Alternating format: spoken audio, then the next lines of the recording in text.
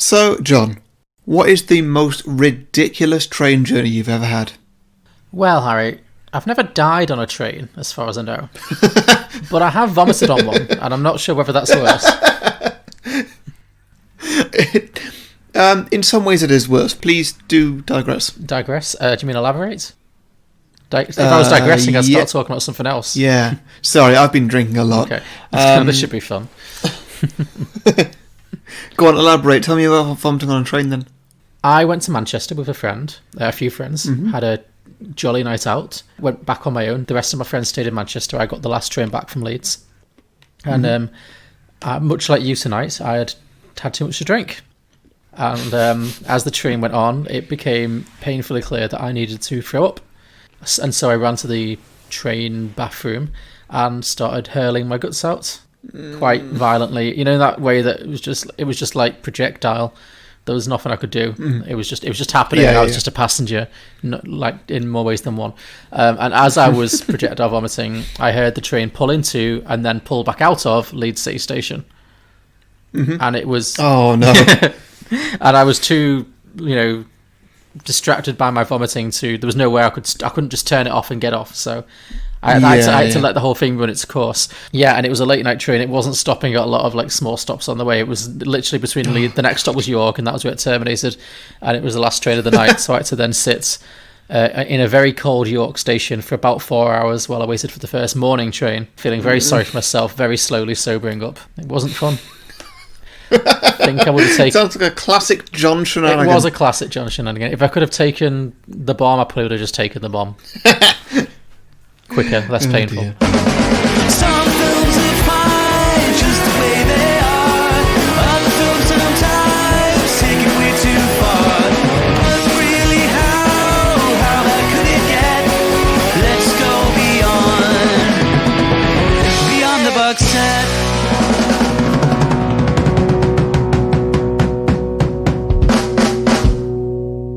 Welcome everybody to Beyond the Box Set, the podcast where me and John pitch prequels, sequels and spin-offs to films that don't have any. That was different. No. you ad-libbed.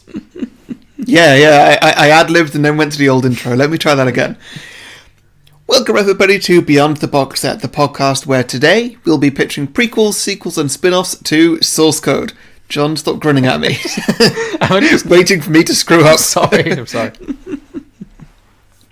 We'll also be pitching some drinking games and hearing from my listeners with the submissions they've posted on Facebook and Twitter.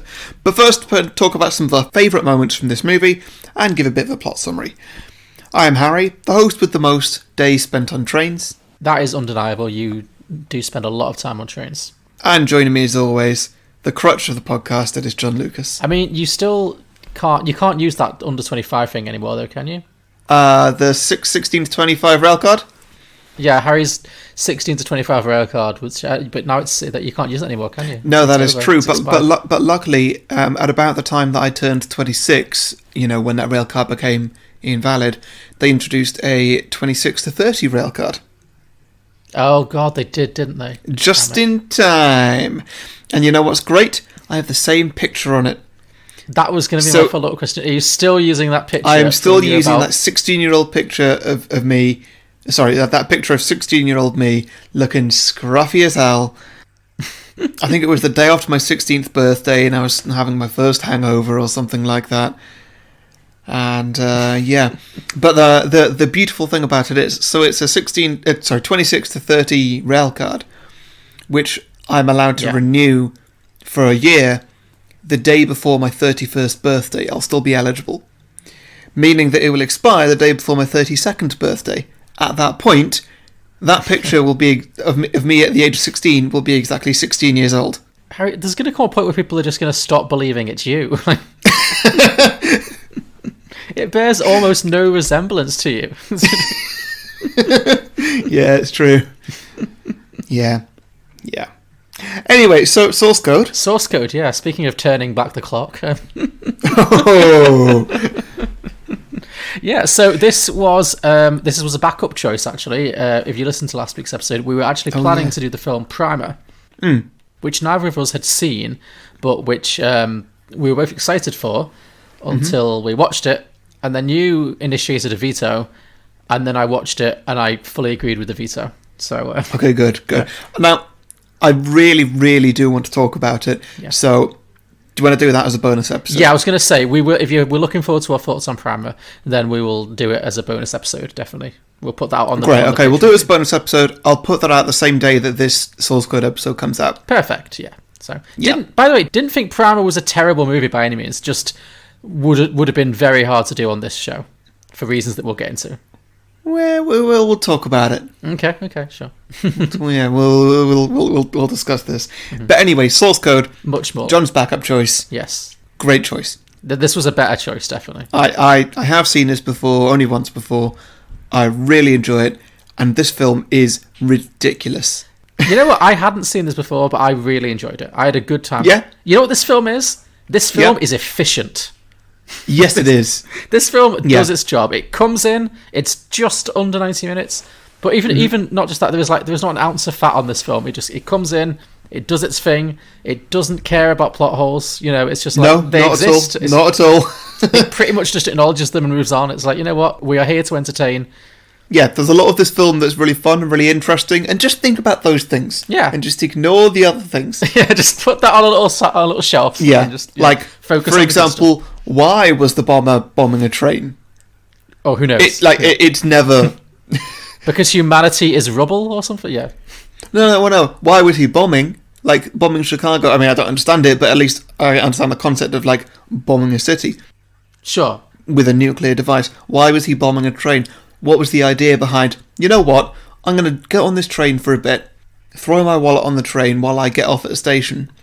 I'm then going to blow up that train and then drive the remaining 25 miles to Chicago really slowly. And I will be literally the only person driving into Chicago because everybody else is evacuating the city because there's a bomb threat because I set up a bomb.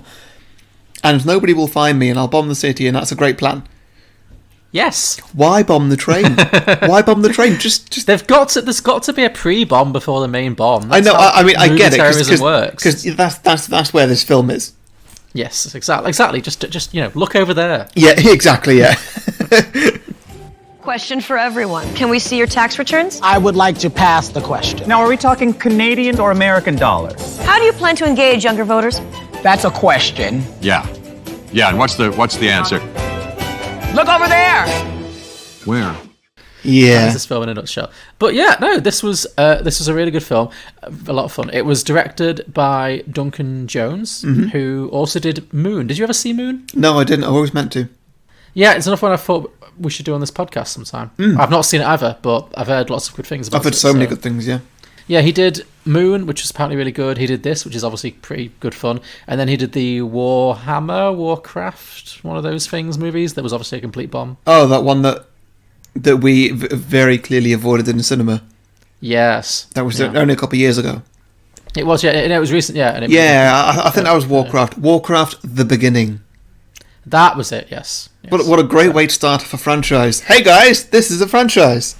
It is always a mistake to start a franchise. It's like releasing a greatest hits and calling it Chapter 1. There will be no Chapter 2. The well is dry. Yeah. But yes, so a good call then. Right? One we both enjoyed. Yeah. Do you want me to go in with a plot summary? Go for it. So, I'm going to get out my notes because this film, despite being short and efficient, it is convoluted. I mean, I think that's going to be a bit of a theme with this season, is that it's going to be quite difficult to do the plot summary because it is so repetitive, but there's detail in the repeats. Yeah, you know what? I was really worried that these Groundhog Day movies would all be the same in many ways, and it would make our episodes samey. But so far, I mean, we've only done 2. But also, thinking if we had done Primer, like, they all do the time loop thing in such distinct little, in their own ways. They're all going to be both needlessly complicated and probably quite simplistic in their own ways. So, yeah. So, we'll see. Yeah. But yes, so, as mentioned, Source Code, released in 2011, I believe, directed by Duncan Jones of Moon and Being the Son of David Bowie fame. And it stars Jake... Why are you looking at me like that? You're looking at me, I'm just looking at you. It's a video call, John. We can turn the video off if you want. No. I thought you were giving me a funny facial expression, but you were okay. You're just drunk. I didn't really. It's okay.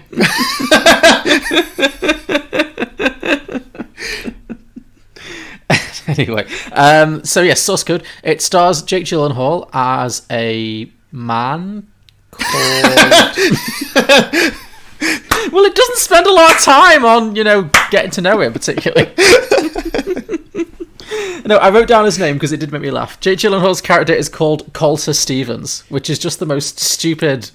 We're just going to toss off a name. Like, no. Wow, sorry to anybody named Colter Stevens who happens to be listening. How many Colters do you know? There was Miss Coulter in The Northern Lights. Yes, that's a surname. Yeah. This is his first name. It's a surname expressed as a first name. Yeah. But anyway, yeah. So Jake Gyllenhaal stars in this film, and there's no real character set up for anyone in this film. The film opens with him waking up on a train, which I didn't really think Americans use trains anymore, but apparently sometimes they do. I guess, yeah. Yeah. I mean, not for public transport. I don't think it's nearly as embedded as it is here, because it's such a big country. I don't think they really use trains very much. Yeah. But maybe... And they use subways, obviously, but I don't think... I mean, American listeners, let me know either way. I don't get the impression that using the train to go from, state to state is very popular. They're not really in films. No, maybe it's just not filmic, because, we go from, we jump from city to city on trains all the time, but we're a small country, so... Yeah. Anyway, I digress. See, that's how you digress. All right, fine. Yes, so Jake Gyllenhaal wakes up on this train, and he's sitting across from a pretty lady played by Michelle Monaghan. Discount Liv Tyler. Discount Liv Tyler. Oh, I like Michelle Monaghan. She's all right. She's got an interesting face, I think. Yeah, sure, she's fine. I think it's her eyebrows. I think she has really interesting eyebrows. Well, I think I only know her from this, and she's really annoying in this because She was also in Kiss Kiss Bang Bang. Oh, was she? Okay. Yes. But in this, she's just in the way. Pretty much the whole film, she's just in the way. She's like, oh no, I forget what the guy's name is. Not Colter Stevens. Oh, I wrote that one down too. We'll get to it, but it's fine. Carry on. But yeah, it's like, oh, what are you doing? Why are you doing that? That's weird of you. Why are you doing that sort of thing? Why are you beating up? Don't beat up that guy. No, what are you doing? That's her role in this. Yeah, she doesn't have a particularly rewarding role in this. I'm just saying in general, I don't dislike her. Okay. She's fine. She's also in the Mission Impossible movies, isn't she? Is she not Tom Cruise's wife? Is she? I believe so, yeah. She is. You're right, she is. Yeah. She doesn't have much to do in there either. No. She does get stuck playing the girlfriend a lot, but I don't know. She's better than most actresses who end up getting stuck playing the girlfriend. There's a lot of actresses who fall into that category. Yeah.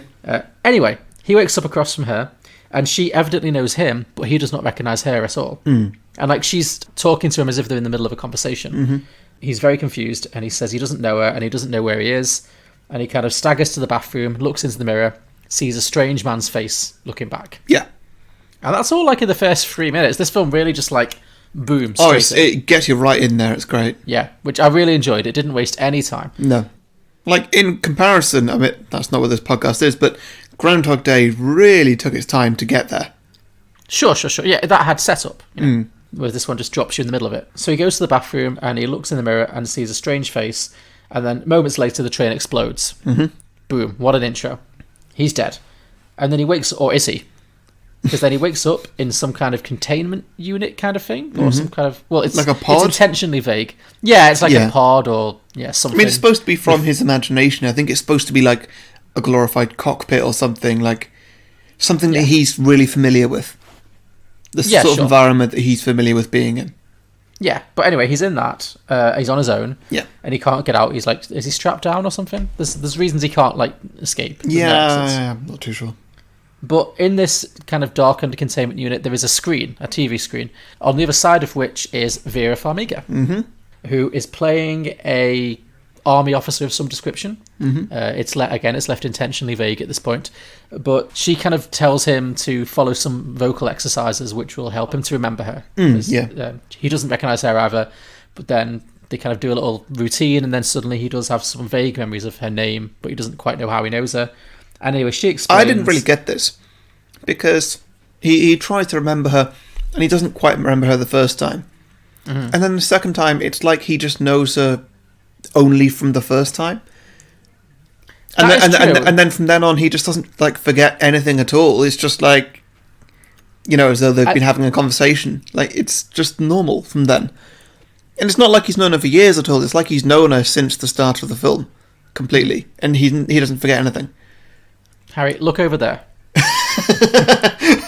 I think essentially they kind of put that in there and then they kind of phase it out because it would have taken too much time. Yeah. This film's got a time limit to meet, It's on a deadline. Yeah, so. yeah. But yes, they do this little exercise and then he recognises her name, but not much else. Anyway, she's Mrs. Exposition and she explains that he needs to go back because there's a bomb on that train and he needs to find the bomber. And that's kind of all she tells him at this point. So he has to go back and find out who bombed the train. I love how vague she is just for the sake of being able to tell a story over 90 minutes. Yes. Like, there's no other reason other than that. Mm-hmm. That she doesn't tell him everything all at once. No, I think he literally says, "Can you please explain this to me?" And she just goes, "There's no time." Yeah. We find out from this conversation that he is some kind of army person. Mm. And he's kind of lost his memory at some point. The last thing he remembers, he was flying some kind of mission, some kind of helicopter mission. And now he's woken up in this strange situation, in this strange train he doesn't recognise, in this strange body that's not his. And now this woman's telling him you need to go back and find the bomber. So he just assumes he's in some kind of simulation at this point, some kind of military run-through. So he goes back again. He's back on the train again, having the exact same conversation. This is where we enter the Groundhog Day scenario. Mm-hmm. The exact same situation is playing out. He's sat opposite Michelle Monaghan. They have the same conversation. And he has 8 minutes until the train goes. Yeah. So on this second time around, he finds the bomb pretty easily. It's just in a little compartment with the toilets. But he doesn't know how to defuse it. And then he accuses some very stereotypical 80s-looking douchebag of being the person responsible. Guy doing a deal on his laptop, that guy. Guy doing a deal on his laptop while wearing, like, shades with slick black hair. It was just like, yeah, all the stereotypes. Punches him in the jaw, the train blows up, and once again, he is back in the little cell. Mm.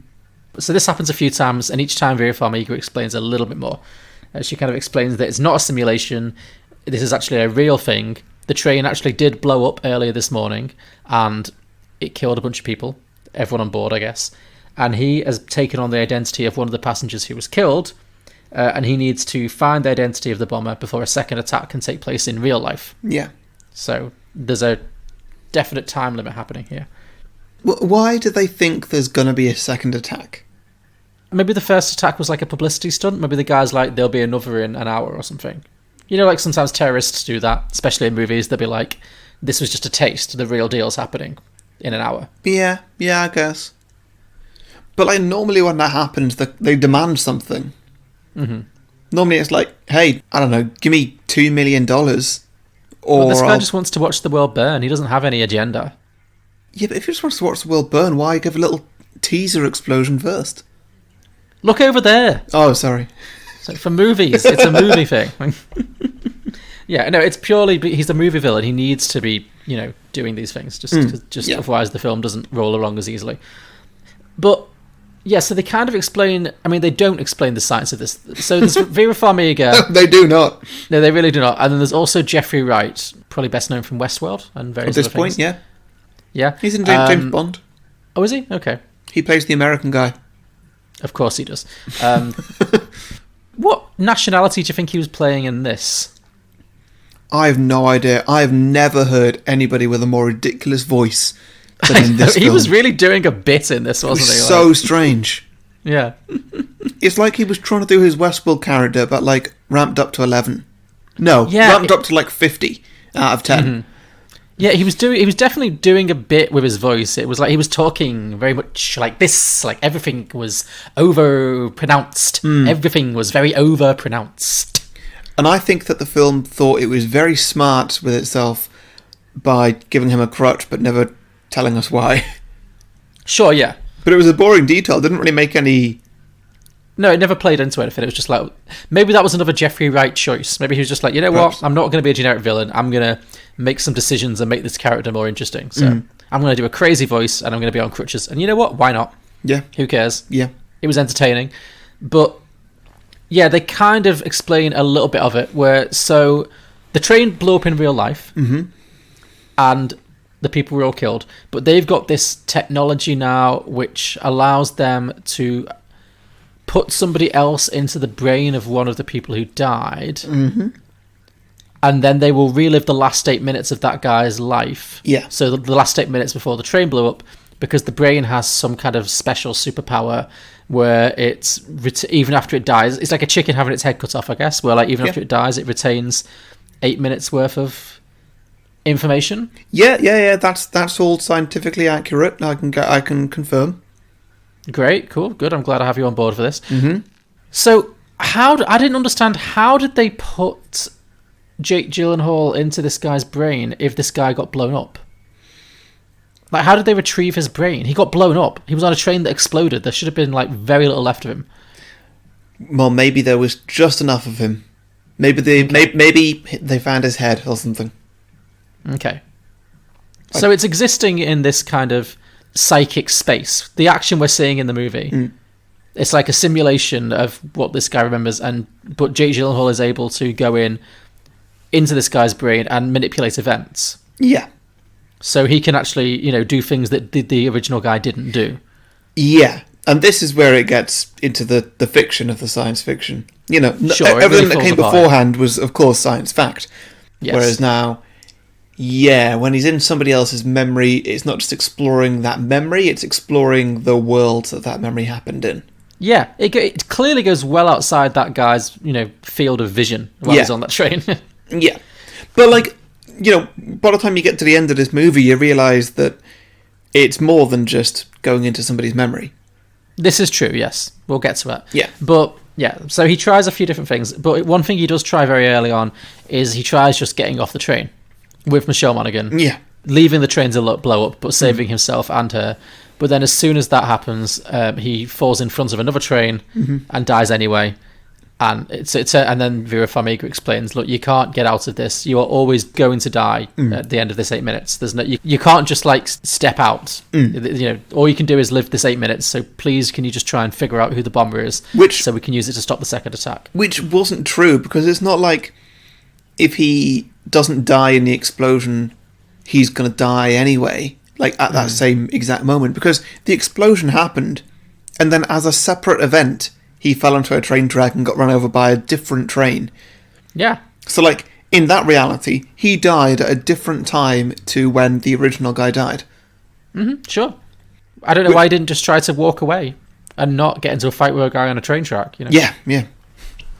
Which also means, I'm jumping ahead now, but, at the end of this movie where he lives, and he lives past the 8 minutes, does that mean that when he eventually dies in that reality, of old age or something, sure, he's just going to go back to that 8 minutes on the train? Good question. Just keep living his life again, somebody else's life again and again and again. It's very possible, yeah. At 7:48 this morning, Central Standard Time, a bomb exploded on a commuter train outside of Chicago, killing everyone on board. And that's the train that you've been on.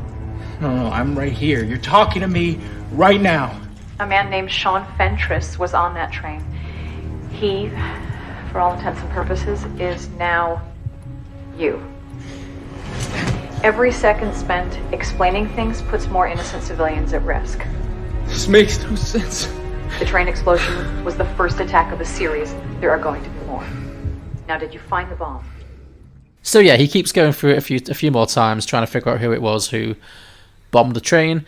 In the process, we get more interactions with him and Vera Farmiga as well. We find out that he, Jake Gyllenhaal, before he went into this new guy's head, was an army soldier in Afghanistan, and he was killed in action. And he's currently on life support. So he's actually dead, and he's hooked up to a life support machine for the purposes of this experiment.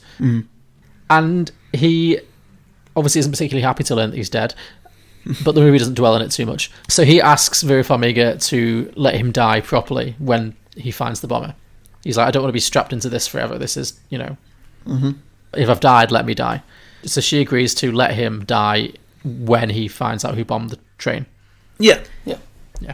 Which Jeffrey Wright doesn't want that to happen. He's Vera Farmiga's superior, and he doesn't want that to happen because he wants this. This is like a scientific breakthrough, this thing about going into dead people's brains to prevent terrorist attacks. So he wants to use him again and again and again. So he does go back onto the train, and he does actually manage to figure out who the bomber is. Turns out it is generic white guy, crazy person, terrorist, with the upset straight white guy. upset straight white guy. Not happy with the way the world works for him. With his completely standard issue reason for wanting to blow up the train, which is, I just want the world to burn or something. Yeah. Like, it's really not explored. He's not really an important character. No. So he finds out that it's him. He passes that information on to Vera Farmiga, meaning that in the real world, they can track that guy down and arrest him before he can do the second explosion. So mission accomplished, essentially. Yeah. But before he is decommissioned, he asks Vera Farmiga to send him back one more time because he wants to actually see if he can save everyone on the train. And she says, that's pointless. You can't save them. They're already dead. And he says, I know. Yeah. But just... And it's quite a sweet little... I liked this. This was like a sweet little... it's really good. Thing. It was like, okay, I know they're already dead in real life, but before I go, I want to at least play out a simulation where they are saved. It's like he wants to, indulge the fantasy that, because he's obviously developed feelings for Michelle Monaghan, and there's also lots of other people on the train who are innocent. So he goes back again, and because he now knows who the bomber is, he manages to stop the bomber before the first bomb goes off, defuse the bomb, save everyone. He calls his dad, because there's a whole plot line about him wanting to get in touch with his dad and how they've had how their last conversation was an argument, and so he phones up in the guise of this other guy and tells him that he was sorry and he didn't mean to argue with him, and has this lovely cathartic moment. Manages to make everyone else happy on the train. He does a little bet with the comedian, like, I bet you all the money in my wallet that you can't make these people laugh. Yeah. And he's like, I will take that bet. Now, as another person who spends a lot of time on trains, maybe I don't know, it's just me, can you think of anything worse or more annoying than being on a train and some hacky comedian getting up and started doing a bit in the middle of the aisles? No, not at all, John. I can think that would be amazing, genuinely, because I love to see, pun incoming, I love a train wreck. Oh, okay. So you would enjoy the cringe factor of a comedian doing a set on a train? Yeah. Okay. Come on, tell me you're not the same. Anything happens on a train, on public transport, and you're there, you've got your headphones on, something starts happening. You immediately pause your music, you leave your headphones on, so you're innocent. You're you're not listening as far as they know. And you listen in, you get some free entertainment. It's like watching a soap opera bit in real life. And if it's just somebody has got up and started doing this comedy bit, like, what on earth is going on here? It'd be the most entertaining thing I've seen all day. Maybe, but the people on the train... I wouldn't be like, oh yeah, great, I've got Michael McIntyre here just telling me some jokes, this is fun. I'd be like, what on earth is happening? This is fantastic. So weird. Okay, I think I would probably be intrigued for a moment, and then I would get off at the next stop no matter whether I'd arrived at my destination or not. Like, no thank you. You'd pull a bomb out your briefcase and... Yeah, exactly, yes. This could be his motivation. Maybe he just hates hacky stand-ups. But yeah, basically it reaches the 8-minute maximum time, and the 8 minutes hits with everyone laughing at the comedian. Jake Gyllenhaal kisses Michelle Monaghan. It's a lovely little moment, and then it fades out. He's created the perfect timeline with this 8-minute thing, and that's where this movie should have ended. See, that's where credits should have rolled. I've put this in multiple videos online as well, that like that would be the perfect moment for this film to end. But because I'm coming at this from a how do I make a sequel out of this, I'm so glad that this film went further. And to be honest, I find it really interesting. I really like the ending of this, the full ending. Okay. See, I didn't, but I agree with you that it's better for our purposes. But I did think it was a very like, oh, wait, what if there's a sequel? We can't just make everyone be dead, so let's just crowbar in a Hollywood ending. But I thought it would have been such a lovely, like, interesting sci-fi film if it had just ended right there. Like, it would have been like Sunshine, a film that was unafraid to just kill its cast, Yeah. So, yeah, I was disappointed by the last... What? Spoilers for Sunshine. Sorry, spoilers for Sunshine. It doesn't end well for anyone, but apart from humanity, I guess, since they do save the day. All right, calm down. I've ruined the whole movie. Okay, I've ruined the whole thing now. Sorry, but I do agree. That would have been a very, very good ending. Whereas instead, what they did, you can explain what they did, but like they take it to a whole new level. Yeah. So he's supposed to die, but Vera Farmiga takes pity on him, and he's not supposed to die. He's supposed to live, but Vera Farmiga takes pity on him and does in fact end his life support. But then, by some mystical magic, even though the 8 minutes runs out, he goes on. Yeah. since he survived this time and he's stopped the bomber, and it turns out that, I mean, you might have to help me with this in terms of how exactly they justify this, but is it that... Well, instead of what they've done, they thought that they were putting him into the last 8 minutes of that guy's memory. Yes. But actually what they were doing was they were putting him into a new reality based on that guy's memory. Yes, it triggered an alternate and reality. And that reality wouldn't necessarily finish after 8 minutes, but would in fact finish when he dies. Hence why earlier, when he died, getting run over by a train, when the memory would have died a few seconds earlier when a different train got blown up, you know, that was the little hint that, like, that's what's going to happen at the end. Okay. So yeah, it's created an alternate reality where he can now continue to live his life in another guy's body with Michelle Monaghan, and everyone has survived the train crash. And so he also manages to send a text to Vera Farmiga in her reality, in this alternate reality that's been created. Yeah.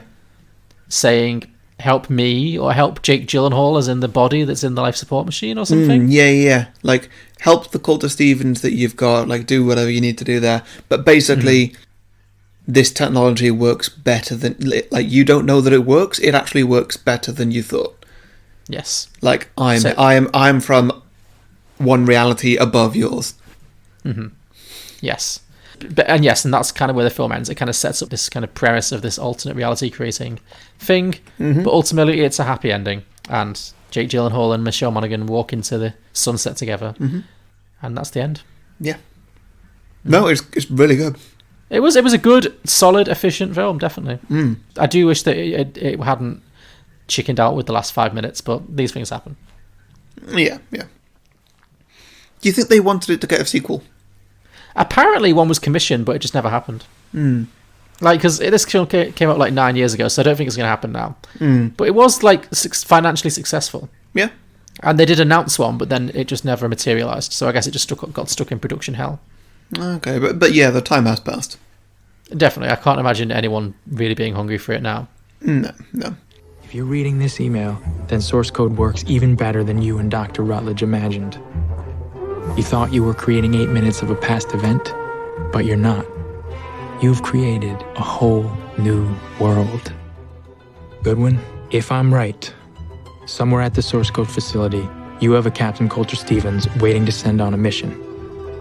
Promise me you'll help him. And when you do me a favor. Tell him everything is going to be okay. Do you want to do drinking games? Yes, let's. Okay, so obviously, as we will do every episode this season, drink every time it repeats. Indeed, yeah. So do you think, based on the fact that it's creating alternate realities, is every time the timeline repeats creating another alternate reality? I'd say so, yeah. But they're all stopping when he dies? Like, he's the one sustaining the universe? Or is that carrying on? You can never know, John. No, that is true. There's no way of knowing. There isn't. But especially okay, given it's fiction. Indeed, yeah. It doesn't matter. But yes, drink every time he goes back into the 8-minute cycle. Mm-hmm. So, yeah. Yes, very good. Here's a good one for me. Drink every time Sorry, I don't know why I said it like that. Here is a drinking game. Drink every time an innocent person takes a beating from Jake. Oh, that's the next one I got as well. Drink whenever he assaults or is rude to somebody.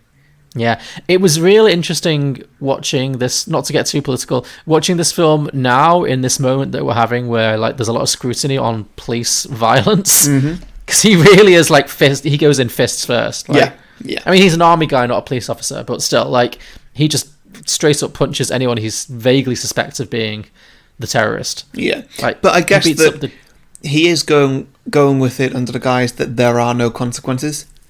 True. Like, if he's wrong, everybody's going to die in 8 minutes, and then he just gets another chance, and he knows it's not that guy.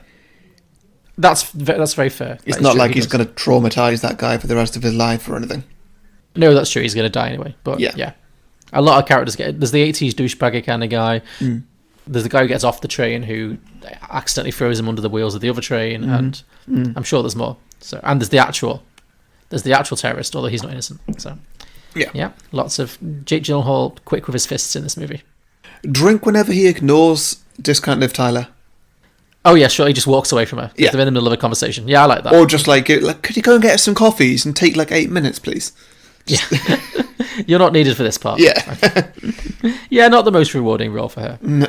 No. But yeah. We've kind of touched on it already, but drink every time Jeffrey Wright pronounces a word strangely. Oh yeah, yeah. With his strange over-pronunciations. A lot of that. This is a two-hander. Drink for exposition, and then drink again when that exposition is dodged. They do a lot of like, we'll give you a bit of exposition, and then look over there. Nice. Like, my favourite bit is genuinely an exchange of dialogue that in the film early on, I think Jake Gyllenhaal says something along the lines of, just, can you please explain what's going on? And then Vera Farmiga just replies, every second spent explaining things just puts more innocent civilians at risk. Like, there's no time. Yeah, yeah. Captain, I cannot imagine what you must be feeling right now. But if we're to prevent a second attack, we need to send you back immediately.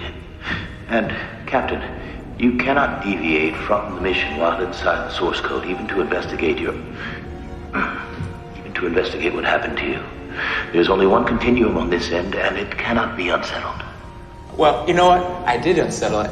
I called you from the train. Just before the explosion, so 7:46 this morning, they paged you with a call. You may have made that call from the train, but I would never receive it here. It's a different reality, Captain. If the call even went through, it would be received by a different me entirely. This may be difficult for you to hear, but you are a hand on a clock. Understand? We set you, you move forward. We reset you, you move again. And that represents the entirety of your function here. You know what? Next time I'll send you a pizza. I'll see if that makes an impression. Yeah, sure. Okay, so do you want to move on then? Yes, sure. Excellent. Right, so listeners, you may know already, you may have already done some with me, but every Friday at 8 p.m. British time, I do a quiz live on YouTube. This last week we just did Lord of the Rings. That went down really well, and this coming week we are doing The Simpsons. The Simpsons. So John's going to put a little link in the episode notes, but yeah, there'll be a live quiz on YouTube, 8 p.m. British time, on The Simpsons. It's about an hour long, maybe an hour and a quarter or something. It's not too long. It'll be about the golden years of The Simpsons. Yeah, seasons 1 to 10 only, I believe, and the movie. 1 to 10 in the movie. Yeah, that's. I don't think we go much beyond that. That sort of thing, like the classics. Yeah, join in if you want to, or not. I don't mind. Whatever. Sure. I mean, you'd prefer if we did. I prefer if you did, and I prefer it if you shared it with your friends and you all came along and did it. Play as a team. You'll do way better if you play as a team. I mean, there's no prize. The prize is just like knowing that you won, but... Mm-hmm. Even if you're not like in the same household, you could Zoom. I know we're social distancing right now, but you can still like be a Zoom team or something. Yeah, exactly. No reason why not. Yeah. Excellent. So that's that. Link in the show notes. Also, if you've enjoyed this episode and you enjoy other episodes that me and John do, then you can say thank you to us by supporting us for as much or as little as you think we're worth on patreon.com/beyondtheboxset. If you do, you get a few bonus features, such as a bonus show, where obviously today we're talking about Primer. You know, that's the episode that we were going to do and vetoed and in favour of source code. But yeah, Primer's there. Also, if you become a Patreon, you get extended versions of the main show. You get a little 30-second advert slot on the main show as well. You get to choose an episode every now and then. You get a Facebook group. There's all sorts going on. It's pretty good. All that, patreon.com/beyondtheboxset. Indeed. Bonjour tout le monde, I'm Finn, and every Tuesday I host a podcast called Passport People, in which I talk to people from around the world about the places that matter to them. What is so special about each location? What makes each place tick? Where are they headed? To join us on our round-the-world trip, talking to a diverse range of fascinating people from an incredible variety of professional and cultural backgrounds, search for Passport People in Spotify, iTunes, or wherever you get your podcasts. Right, Harry, hit me with a sequel. So this one starts off in the original reality as a straight sequel. Okay, so the original reality where the bomb did go off and everyone on the train did die. Mm-hmm. Yeah. Okay. And if you remember that Goodwin let Colter Stevens die. Yes, Vera Farmiga let Jake Gyllenhaal die. Yeah, you know what, let's just use that as names. Vera Farmiga let Jake Gyllenhaal die, much to Jeffrey Wright's disdain. He did not Yes. like it. Did I use the word disdain correctly? Yes, pretty much. Yeah. Oh, great. But yeah, so because she really disagreed with his decision to try and keep Jake Gyllenhaal alive, even though he failed, she decides to go public with the truth about source code.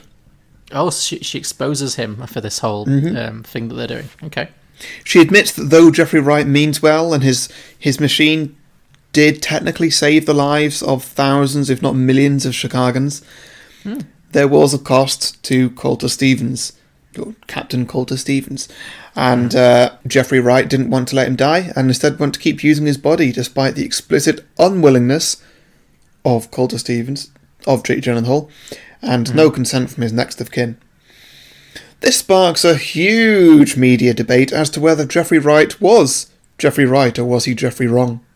Oh my god. Did your idea start with that? Mostly, yes. But that's not what this film is about, though. It's not about Jeffrey Wrong. Okay. It's about Big Daddy Corp. Oh, we're bringing Big Daddy back. Great. Who hear about this technology the military have developed, and of course they want it for themselves. Okay. Big Daddy Corp being Harry's, the villainous, shady, shadowy operation that Harry introduces into a lot of his sequels. Yeah. Just in case there's some first timers, you know. You know, it's the Wayland Yutani of the Beyond the Box Art world. Yes. And so here we get the title, Enter the Source Code. Enter the source code. I like it. Okay. So, in the middle of a night shift, when Jeffrey Wright has gone home, Goodwin, she smuggles in a SWAT team into the building. Okay. From Big Daddy Corp. Big Daddy Corp SWAT team. Oh, so she's sold out the company as well as exposing them. Yeah, she's fully like, this is wrong. This is not moral. What we're doing. Oh, but I thought Big Daddy would want to use the technology. Ooh, yeah. I've messed up. So why would she help them with that? Maybe they've said that they're helping her on her side, or like that. Are they posing as the military to shut down the place, but they're actually Big Daddy? No, I don't know. I need them to be on the same side. Okay. Do they bribe her? Maybe they're saying that, like, we've got the technology to bring Colter Stevens back. Like, we can put him in a new body.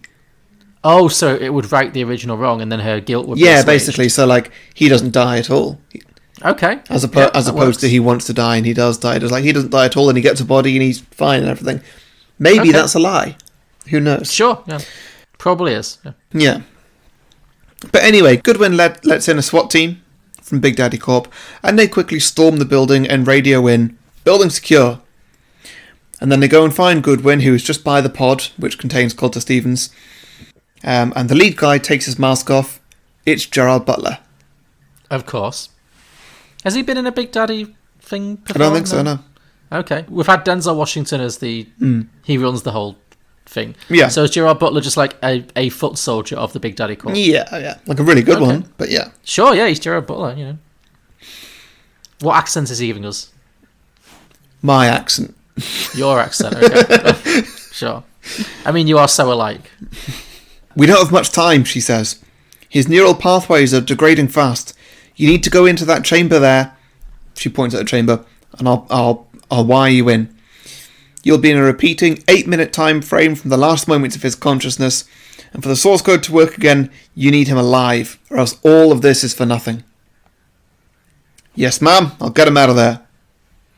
Oh, and I forgot to mention, because you'll only exist in his consciousness, if he dies, you die. Ooh, it's gone a bit Inception. Well, we'll just have to keep him kicking then. We're all counting on you, Jerry. I won't let you down, ma'am. Oh dear, I sense some dialogue creeping in. Suddenly, Jerry is in Chicago. Jerry is in Gerard Butler, you're just going to refer to him as Jerry now? Yes. Okay, sure. Is that okay? It's fine, I just need to make sure I'm keeping track of the characters. He is by the mirrored bean thing. The mirrored what thing? The mirrored bean thing. What's a mirrored bean? Is that like a statue in... The thing at the end. Oh, okay. Is that like a legit Chicago landmark? Yeah, it is. It's called Cloud Gate. Okay. I'm not really sure why, but like it looks like a bean and it's mirrored. Okay. But you know what I mean, though, right? I know what you mean now. Okay, sure. Cool. Great. Yeah, and so he's looking around for Colter Stevens or Discount Liv Tyler as well. But as a major tourist spot, there's a lot of people there. And so is this... Sorry, has he entered this reality before the train, after the train? After the train. This is like, he's entered the reality pretty much at the time that the film finishes for Jake Gyllenhaal initially. Okay, so he's walked off into this. There was no train explosion. He's walked off into the sunset with Michelle Monaghan. Yeah, and they're there just looking at this landmark as how the original film finishes. Okay. But yeah, it's a major tourist spot, and Jerry can't find them. There's loads of people. Mm-hmm. He looks at his watch, and he's at 7 minutes 30. He's like, oh god, I'm running out of time here. Shortly after, the mirror beam explodes. Oh gosh. And there is a nuclear explosion that wipes out Chicago. You do love a landmark explosion, don't you? Yes, of course I do. Okay. Jerry wakes up in a capsule, and on his screen is Goodwin. In the background, he can see his own body in the pod he got into, and he explains everything that just happened to him. She tells him that he's going to have to go back in and find Colt Stevens while also looking for the bomber. Oh, so now he's been put in the same position. Pretty much, yeah. Okay. But he's also got to find Colt Stevens at the same time. She says it would be in Colt Stevens' nature to also be finding the bomber, so you find the bomber, you'll probably find Colt Stevens. Okay. So he goes back in again, and this time looks around for someone who could be carrying or detonating some kind of bomb. So now he's on the train? No, the train's not a part of this. Oh, I'm sorry, this is the bomb that blew up the bean? Yeah. Okay, sorry, I got confused. Okay. Yeah, and that's where I've got to so far. I'd like to improvise it from here. See. So are you thinking it's the same bomber, or is it coincidentally there were two bombers in Chicago on that same day? I would like to say that they're definitely connected. Like maybe it was a backup bomber or something like that. Sure, he had a partner in crime that he didn't talk about. Exactly, that sort of thing. Maybe this is a whole cult, this whole nihilistic, the world needs to burn down kind of thing. So yeah, there's the guy from the first film who Jake Gyllenhaal successfully apprehended, who was on the train, and now there's this other guy who was going to blow up this monument at the same time. That was going to be part of the whole thing. Yeah. And so his plan is unabated. So now he needs to be stopped in order to save both of their lives. Mm-hmm. Okay. So I'm guessing Gerard Butler, or Jerry, as you've decided to call him, has to go through this a few times. Like he's going to fail a few times and die, right? Yeah, definitely. Like he's going to find out where the bomb's coming from or something. Maybe he's going to have some suspicions as to who the bomber is. He'll repeat some of those plots, and eventually he will find the bomber. I'd say fairly quickly he finds the bomber. Sure. Now, does Jake Gyllenhaal in this film, is he aware, after the initial explosion, and then it's brought back again, is he aware that he's looping again? Or is he, because you know how everyone else in the film doesn't realise they're in a loop? Does he know? I would say that no, he doesn't know. Okay. But when Gerard Butler finally does meet him, maybe he just... They know that he is on that city square, so he does eventually bump into him after maybe finding the bomber or something. Sure. And then Gerard Butler explains everything, just you're Captain Coulter Stevens, this is the situation, I'm repeating this 8-minute loop, there's a bomb going to go off there, that guy's the bomber. Yeah, exactly. Because, I was thinking this could be a good buddy cop thriller. I think Jake Gyllenhaal and Gerard Butler, they've never done anything together, have they, film-wise? I don't know. No, but I feel like they would be a good odd couple, Yeah, sure. So he has to explain quickly every time the bomb goes off, and Gerard Butler goes back into the loop. He has to find Coulter, and obviously after the first time he knows where he is. It's easy to find him. He has to make him understand very quickly in this 8-minute period, or however long it is, that that time loop you just got out of, I'm in another one now, so you need to help me. Yeah. And then they work together to find the actual bomber. I mean, that's a good kind of principle. I mean, do you want to carry it through to some kind of conclusion, or are you happy just with that as a setup? Yeah, I had some more little ideas. I mean, one of them, which I'm obviously not building into this, is that Jake Gyllenhaal, think of this as a different story, is that Jake Gyllenhaal, after suddenly getting his happy ending, realises he doesn't actually have any identity. Because I'll stop you there because that's my sequel. Is it? Okay, great. Okay, well we'll get into this then. That's going to be fun. Yeah, there was that. Was there something else I was going to do? Oh, I don't know. But yeah, basically they find a way to get Jake Gyllenhaal out, and that's going to be the way that Big Daddy managed to get this technology. Is they get Jake Gyllenhaal's consciousness. Maybe that was the key to this. Oh, so he gets extracted from this alternate reality that he got into, and now he's back in the original reality, or one of the realities? Yeah, that's right. Okay. And Gerard Butler is out as well, Yeah. and they're both just okay. I mean, for a while I was going to have it that the army raids the building that they're in the original reality. And they shoot at the place. Maybe they shoot Goodwin dead or something. They also shoot up Gerard Butler's body a bit, just in the crossfire, not deliberately. And so he is now going to die. And his only way that he can survive is by living in this reality. Sure. And so, like, at that point, Jake Gyllenhaal says to him, "Hey man, it can work. Like, I've done it. I'm here. I'm alive. My body's dead. So if your body's about to die, well, you can just come and live here with me." Yeah, just steal somebody else's body, though. Yeah, but maybe the only viable candidate, the only viable body Gerard Butler can take is Michelle Monaghan. Nice. Yeah. Yeah, which is obviously pretty shit for Jake, but you know what can you do? So then you've got, so then you've got Gerard Butler, this giant, hulk of a man. In the very petite body of Michelle Monaghan, and that's how he has to live his life from now on. Very good. That's very Jumanji. Yes, exactly. Yeah, yeah, I like it. That. So, like, loosely, that is stealing source code. Stealing source code. Good title as well. Oh, thank you. So, yeah, very good. I like that a lot. That's got a load of potential. Mm-hmm. Okay, so on to mine, and as I kind of touched on, my idea is definitely along similar lines to something you came up with. It's also a direct sequel. It picks up immediately after the original. So Colter Stevens, the Jake Gyllenhaal character, gets off the train with Michelle Monaghan and assumes the identity of the teacher whose body he jumped into, who was a guy called Sean Fentress. Yeah. That's the name they gave him, Sean Fentress. But he finds out, because this was the thing I thought as well. It's like, okay, he's walking off, but he's not in his own old body. He's just adopted this guy's... He's stolen a guy's personality, basically. Like, where did that guy go? If he lived, where did he go? I don't think he's around anymore. Well, anyway, so Jake Gyllenhaal and Michelle Monaghan, they get off the train. They're very happy. They walk off arm in arm into the sunset. But then he actually gets home and realizes he has to adopt this whole life of Sean Fentress. And not only is he in Sean Fentress's body, also he doesn't recognize anybody in Sean Fentress's life, like family, friends, relatives, colleagues. He doesn't recognize it. He has no memory of this guy's life. He has to pick it up from scratch. And like, even Michelle Monaghan doesn't know what's happened. Like, at no point does he, apart from the first time when they both die, at no point in the final reality that we see does he make her understand who he is. He just says, "Hey, what would you do if you only had 8 minutes to live? Why don't we kiss?" Like, that's as much as she knows. Yeah. So she still thinks he's just this guy she's been friends with for a while.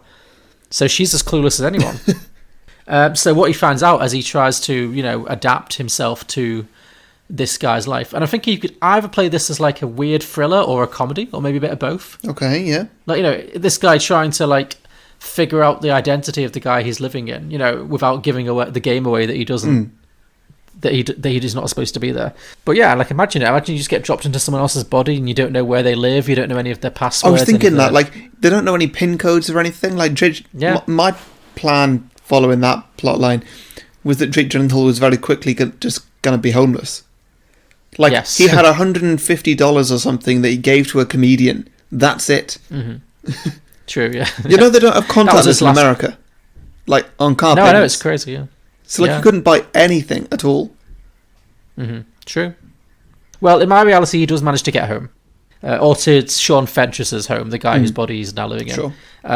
Maybe Michelle Monaghan knows where he lives and he just manages to, wing it. But, yeah, he finds that he's constantly blanking people because he doesn't know who he knows and who he doesn't know. So that's quite strange behaviour.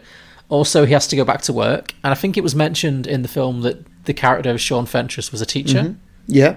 But, so, I'm saying that he soon learns that he wasn't just like a bog standard like school teacher. Not there's anything wrong with that. He's a professor of classical literature at the local college. Okay.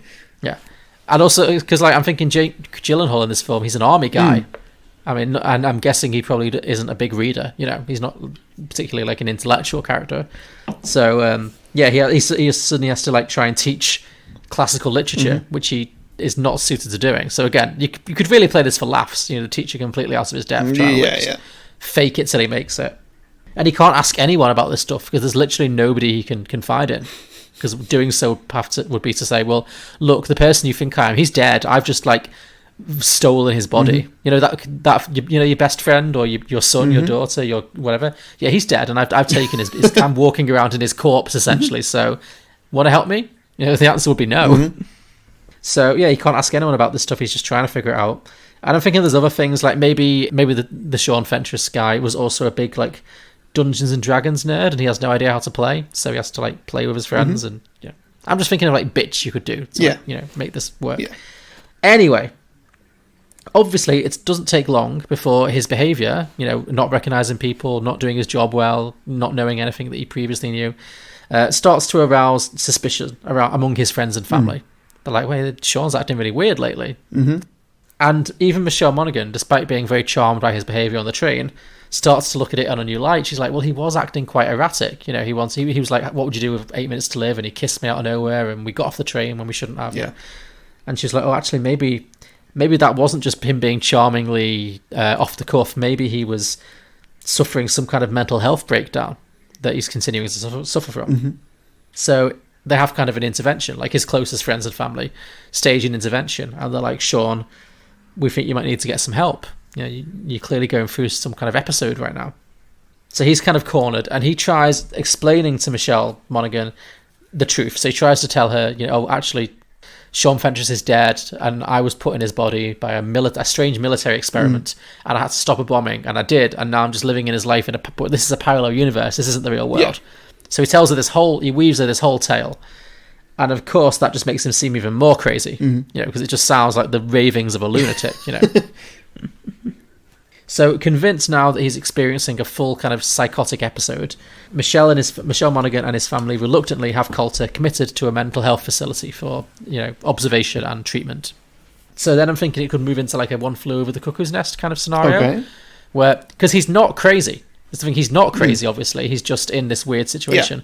But in order to get out of it, he has to pretend that he's taking the treatment, because he can't convince anyone that he is in. The more he tries to convince people that he is someone else in the body, the more crazy he sounds. So he quickly realizes, okay, I need to act like I did have a mental breakdown, and just act like I'm responding well to the treatments and try and rebuild my life that way.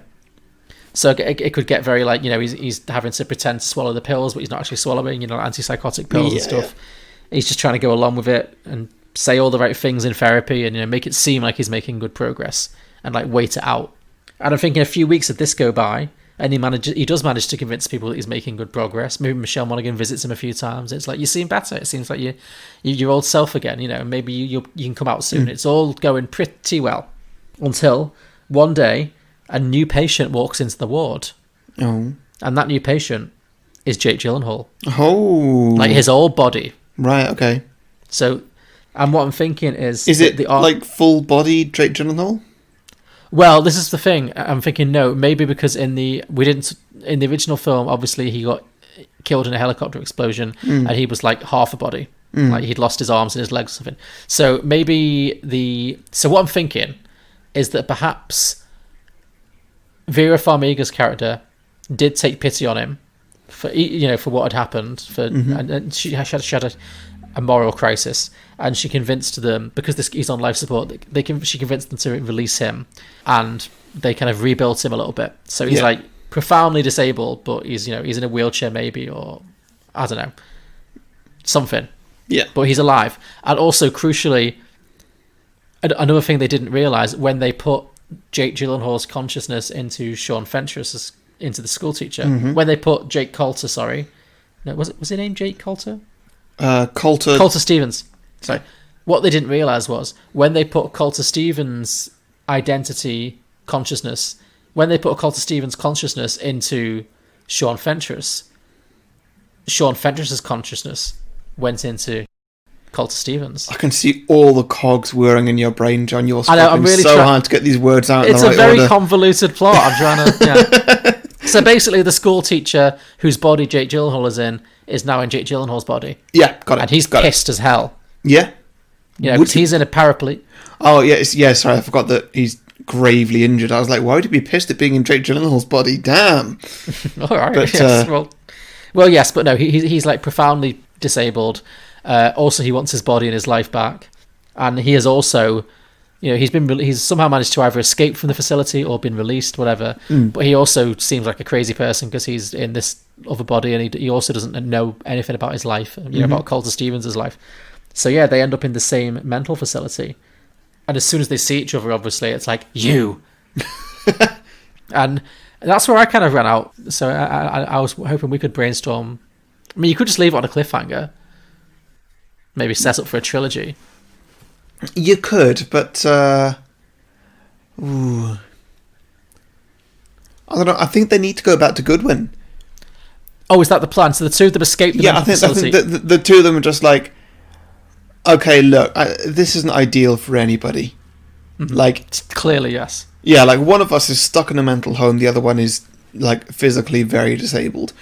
Yeah, it could be better in some way. I don't know. It's not going to be perfect because somebody's got to be very disabled. Okay, you're right. But let's go back to Goodwin, see what she's got to say about this. Okay, yes, so they have to break out of the mental health facility, find Goodwin, track her down, and convince her to try and fix them. And they're like, you caused this, you need to fix it. Yeah. And maybe what she does is she's like, well, I can't fix your body, and I can't put you back into his body. We don't know how that works. But what I can do is put you into a new 8-minute loop. So we'll start it all again, stop the bomber, and you can both live out. I've got it better, John. I've got it better. Okay.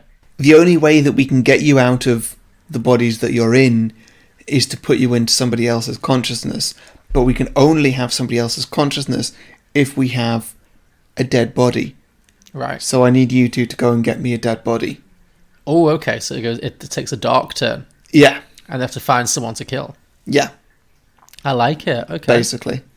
So to find somebody to kill, I don't know what sort of person they choose, but either way, they then have a bit of a nightmare when they realise, once they've killed that person and they take that person to Goodwin, they all got plugged in and everything, then they realise they've got to relive the last 8 minutes of this guy's life that leads up to him being killed by those two people.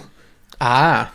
But so they've got to watch from, like, they've got to watch firsthand as they kill themselves, if that makes sense. Right. Now your cogs are wearing you. Yeah. But yeah, okay, so it takes a very dark turn. I like it. Yeah, like a very accidentally surprising dark turn. Mm-hmm. But ultimately it works. They each wake up in the correct body, but, with some significant mental scarring there. Was it worth it? Who knows? And they never quite know what's real and what isn't. They can't be sure. Exactly. Slow fade to black. Like it. Okay, well, very good. That was mine. Sorry, you kind of very good work at taking it into the finish line there. That was Source Code 2 Hard Reboot. Excellent. I like it. Hard Reboot. Do you want to see what listeners have come up with? Sure, yeah. Okay, I've got a fair few here. So, Kobe Morris says, Source Toad. Stevens is placed into the body of a large amphibian and must work out who's planning to drain the local pond. Okay. Matthew Dixon says, Source Code 2. I swear I've done this before, again. That could be for any of our Groundhog Day kind of movies. Pretty much, yeah. Mike Smart's asking for the crossover with Quantum Leap. Mm-hmm. Yeah, that I had a few of those as well. James McLean says, Source Code. Coulter transfers his mind into various ketchups and condiments to find out which one is poisoned. Turns out it was Colonel Mustard. Oh, God. Someone else just throws all of them out. Sure, it's wasting food, but better safe than saucy. See, that was a good pun that he tried to spin it out to more than it needed. I'd have just stopped at the ketchup, to be honest. But sure. Colonel Mustard was where I would have stopped. Okay, sure, yeah. Keith, you'll like this, John. It's not a sequel. Keith Murphy says, I went to a screening of this where the writer held a Q&A afterwards, and somebody asked him, what happened to the teacher now that Stevens took over his body and went on living? The writer literally sat there with his mouth open and was like, oh wow, I have no idea. Love it. It's great to know that a lot of effort went into this film. Yes. That's got to be the best Q&A experience ever, to just fully stump the writer with a very obvious question. Yeah. Cool, okay. Is that everything? Yeah, feel free to enter that into whatever order you feel is most entertaining. I will. I have some as well. Neil Holmes said, the next logical step is compiler error. Yeah. There's a lot of stuff like that. There's a lot of nerd humour in these. Jed Jong said Tenet. Could be. Okay, sure. Well, we'll have to wait and see. It's very possible. Yeah. I'd love it if after all this hype, Tenet was just a complete rip-off of this film that came out 9 years ago that no one really remembers anymore. That'd be ridiculous. Joy Marie said Source Code 2, the source of the code. Yeah. Andrew Leafring said Source Code 2, a bunch of Sam Rockwells. That's what you all liked about Moon, right? So Sam Rockwell was in Moon, apparently. So yeah. I mean, there's not many films that wouldn't be improved by putting Sam Rockwell in it, so why not? Yeah. Rob Farnham said Source Code 2, learn to code. Mm-hmm. Jason Wittstein said Source Code 2, well, I guess I'm a teacher now. But that certainly beats being a grievously wounded helicopter pilot. So yeah. Kind of close to what I did. Dan Lebrec said Source Code 2, back to basic. The basic is in caps. Mm-hmm. The new intern installs a couple of video games on the computer where Jake Gyllenhaal is hosted, and Jake finds himself slipping into different realities influenced by some of the biggest intellectual properties there are in the biz. Will he be able to fight his way through the rough streets of Grand Theft Auto, and gallop his horse over the beautiful vistas of Red Dead Redemption 2, and Sudoku through the most complex of Sudokus in order to find his way home? Okay. Yeah. And finally, our friend Martin Gardner at MG Loves Fun said, Source Code, Jake Gyllenhaal is endlessly resurrected in order to steal the recipe of a popular condiment. Nice. So there we go. That's Source Code. So thank you everybody for those sequel ideas. We ask for your listener submissions every week, a few days before we record, by putting posts out on Facebook and Twitter, where you can post your ideas. So make sure you like and follow our pages if you don't want to miss out. To listen to more episodes of Beyond the Box Set, you can subscribe and browse our back catalogue on any podcasting platform, including iTunes, Spotify, Google Play, and many others, all of which you can also leave a 5-star review if you like. It really does help us to attract new listeners. As mentioned before, we're also available on Patreon, which is exclusively for the people who would rate us more than 5 stars if they could. All those details are in the description below or at beyondtheboxset.com. And next week, Harry, are you picking this one? It's me next week, yes. Now, I've got quite an interesting film here, John. Okay. And I hope that it won't be a film that we need to veto. Okay. I have seen it before. Okay. But what's your concern about the potential to veto it? Okay, well, let me just read you a little description here. So, just in case, it's called See You Yesterday. See You Yesterday. Okay. Have you seen it? Have you heard of it? I have not. No, okay. I don't think so. Well, the description is, as 2 teen prodigies try to master the art of time travel, a tragic police shooting sends them on a series of dangerous trips to the past. Okay. Now, the reason I say that this might be a thing that's worth vetoing is I don't think it gets particularly sad and depressing. Okay. But the crux of the story is about a black man getting shot by the police. Oh gosh. Okay. But the main part of the story is these 2 teenagers have invented a time machine, and then, oh, by the way, her big brother gets shot by the police, and so she's trying to stop that happen again and again and again. Okay.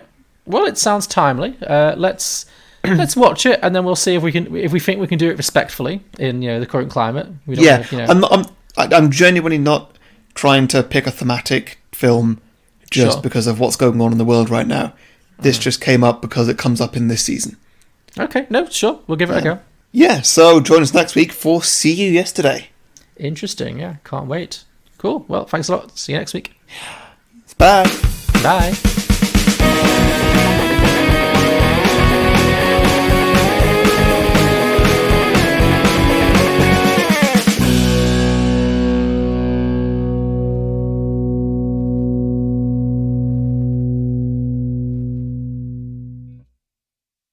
This makes no sense.